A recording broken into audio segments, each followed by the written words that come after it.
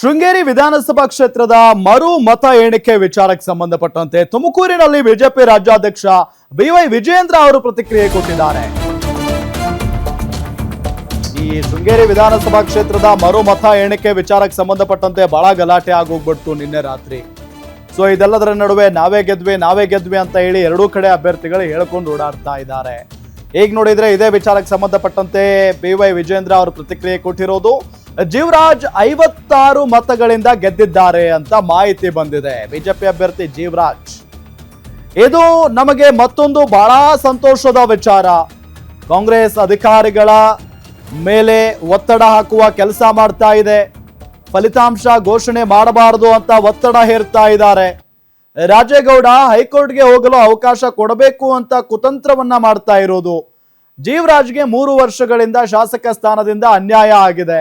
2 ವರ್ಷ ಜೀವರಾಜ್ಗೆ ಶಾಸಕರಾಗಿ ಕೆಲಸ ಮಾಡಲು ಅವಕಾಶ ಮಾಡಿಕೊಡಿ ಅಂತ ತುಮಕೂರಲ್ಲಿ ಬಿಜೆಪಿ ರಾಜ್ಯಾಧ್ಯಕ್ಷ ಬಿವೈ ವಿಜಯೇಂದ್ರ ಹೇಳಿಕೆಯನ್ನ ಕೊಟ್ಟಿದ್ದಾರೆ. ಮತ್ತೊಂದು ಬಹಳ ಸಂತೋಷ ತರುವಂಥ ವಿಚಾರ. ಏನು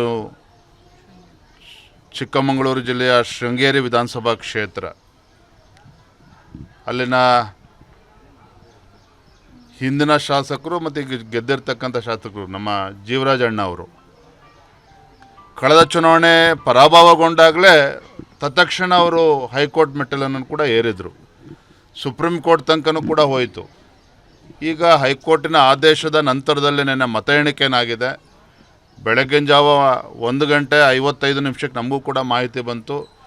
ಜೀವರಾಜ್ ಅವರು, ನಮ್ಮ ಜೀವರಾಜ್ ಅಣ್ಣವರು 56 ಮತಗಳಿಂದ ಗೆದ್ದಿದ್ದಾರೆ ಅನ್ನುವ ಸಮಾಚಾರವನ್ನು, ಶುಭ ಸುದ್ದಿಯನ್ನು ಅವರು ಕೂಡ ನೀಡಿದ್ದಾರೆ.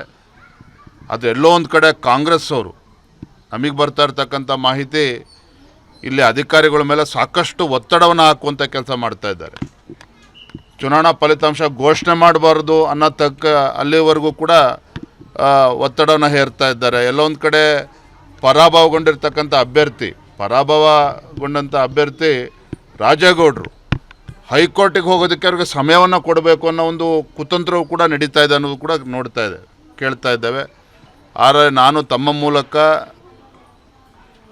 ಅವರೆಲ್ಲರಲ್ಲೂ ಕೂಡ ವಿನಂತಿ ಮಾಡ್ತೇನೆ. ಜನರ ಆಶೀರ್ವಾದದಿಂದ ಗೆದ್ದಿರುವಂತಹ ಜೀವರಾಜ್ ಅವರು,